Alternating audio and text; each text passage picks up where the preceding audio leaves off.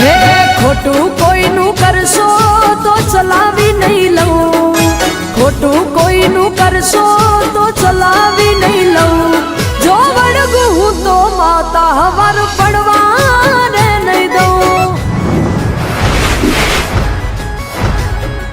હો જોઈ લો ને તમે જૂના ચોપડા, દેવીઓના ઇતિહાસ ઉજળા. હે માથે જેના માએ હાથ રે મેલ્યા, કદી ના આવે એના દાડા દુબળા.